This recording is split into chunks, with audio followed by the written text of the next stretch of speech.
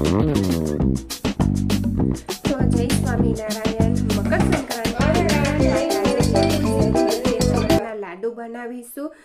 તો અહીંયા મેં 3 વાડકી મમરા લીધા છે ને તે જ વાડકીના માપથી મેં 3/4 કપ એટલે કે આખી વાડકી નથી ભરવાની, થોડી ખાલી ઉપરથી એક ભાગ ખાલી રાખીને આપણે ગોળ લીધો છે. એટલે 3 કપ મમરા અને 3/4 કપ ગોળનું માપ કમ્પ્લીટ છે. જો તમારે ગળપણ ઓછું જોઈતું હોય તો પછી તમારે ગોળનું પ્રમાણ થોડું ઓછું કરી દેવાનું.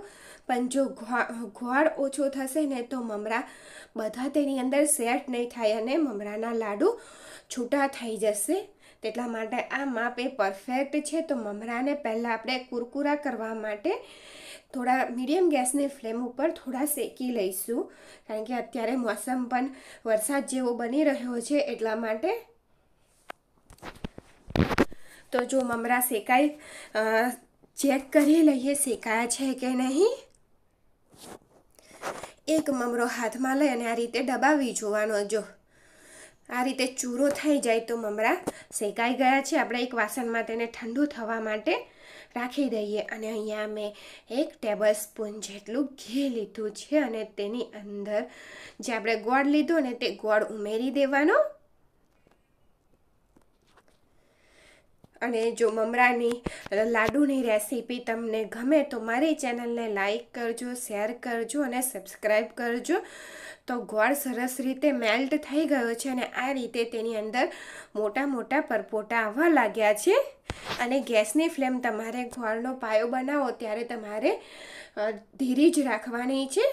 તો જો આ રીતની તૂટે ને હાથમાં તે રીતે આપણે તેની ચાસણી ગોળનો પાયો કરવાનો છે. તે ચેક કરવા માટે આ રીતે વાડકીમાં પાણી લેવાનું અને તેની અંદર ગોળનું બેટર થોડું નાખી દેવાનું. 1 મિનિટ માટે ઊભું રહેવાનું અને પછી કાઢી અને આપણે તેને ચેક કરવાનું છે. જો તે તૂટી જાય હાથમાં આસાનીથી, ક્રિસ્ટલ જેવું થઈ જાય એટલે આપણો જો આસાનીથી તૂટી ગયું છે એટલે કે આપણો ગોળનો પાયો પરફેક્ટ થઈ ગયો છે. બિલકુલ આસાનીથી તૂટવું જોઈએ. અને તમે જો પ્લેટમાં નાખો ને તો અવાજ પણ આવશે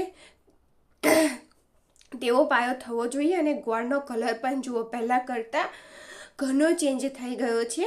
તો તમે આ રીતે પણ ચાસણી ચેક કરી શકો છો પાયો થયો છે કે નહીં.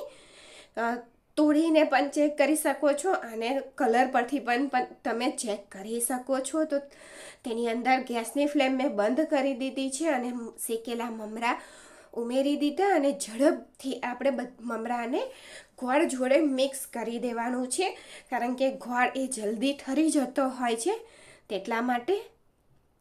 તો થોડી ઝડપ રાખજો. અને અહીંયા મેં મમરાના લાડુ બિલકુલ નાની સાઈઝના બનાવ્યા છે, મોટા નથી બનાવ્યા. તો જો સરસ રીતે ગોળ અને મમરા મિક્સ થઈ ગયા છે. તો ઉત્તરાયણ સ્પેશિયલ મમરાના લાડુ આપણે બનાવીએ છીએ. તો તેને મેં નીચે લઈ લીધા અને થોડું બેટર હાથમાં આ રીતે લઈ દજાશે એટલે થોડું તમારે સાચવીને કામ કરવાનું, પણ ઝડપથી કરવાનું છે નહીંતર ઠરી જશે. થોડું બેટર લીધું છે, આ રીતે થોડું દબાવી અને પછી તેને આ રીતે ગોલ ફેરવી દેવાનું એટલે તેનો સરસ ગોલ શેપ આવી જશે. તો જો મમરાના બિલકુલ આપણે એક જ લાડુ મોઢામાં ડાયરેક્ટ મૂકવો હશે ને તો મુકાઈ જશે. એટલા માટે મેં બિલકુલ આટલી સાઈઝના નાના નાના બધા મમરાના લાડુ બનાવી અને તૈયાર કરી દીધા છે. મોટા લાડુ ખાતા ફાવતા નથી તેટલા માટે મેં નાના બનાવ્યા છે. તો થેન્ક યુ.